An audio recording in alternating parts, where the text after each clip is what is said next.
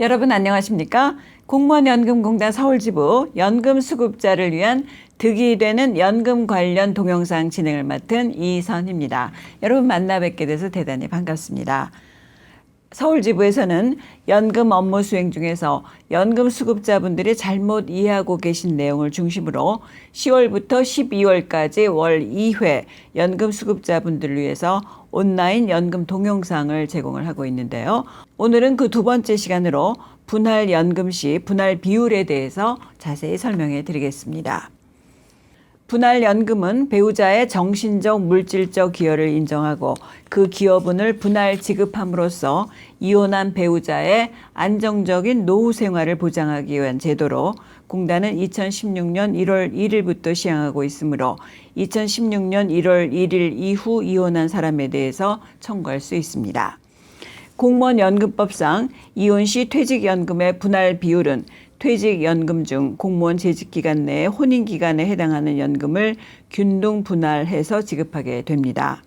예를 들어 퇴직연금액이 300만 원, 공무원 재직기간이 30년, 혼인기간이 20년, 공무원 재직 중 혼인기간이 10년이면 50만 원이 분할 연금액이 되겠습니다.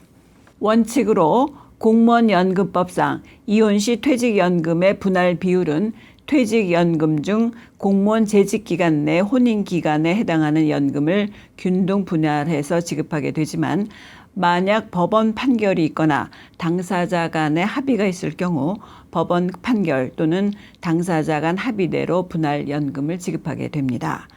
예를 들어 퇴직연금액이 300만 원, 공무원 재직기간이 30년, 혼인기간 20년, 공무원 재직기간 중 혼인기간이 10년, 퇴직연금액의 50%를 지급한다는 판결이 있는 경우 법원 판결에 따라 분할연금액은 퇴직연금액의 50%인 150만 원이 되겠습니다. 이혼 시 퇴직연금 분할액 산정에 대해서 연금 수급자분들이 필히 유의해야 할 점을 안내해 드리겠습니다. 첫 번째, 법원에 이혼 소송 중일 경우 꼭 판결문 또는 조정 결정 내용에 분할 연금에 대한 내용이 구체적으로 기재되어 있어야 합니다. 만약 분할 비율에 대한 내용이 없는 경우 공무원연금법상 일반 원칙에 따라 분할 처리됩니다. 두 번째, 분할 비율 시 퇴직연금액에 대한 분할 비율인지 또는 혼인기간에 대한 분할 비율인지를 명확히 정해야 합니다.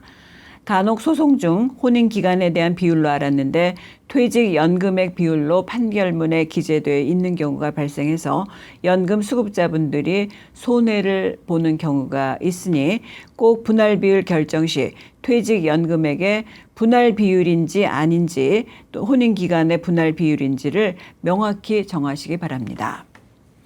세 번째로 합의 이혼 시 분할 비율에 대하여 공증을 받아 놓아야 합니다.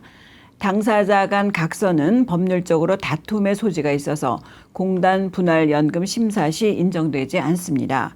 따라서 꼭 법원 근처 공증사무실에서 공증을 받아야 향후 법률 분쟁을 예방할 수 있습니다. 네 번째, 이혼 시 배우자가 분할연금을 포기하는 경우 분할연금을 포기한다는 판결 또는 공증 증서를 받아야 합니다.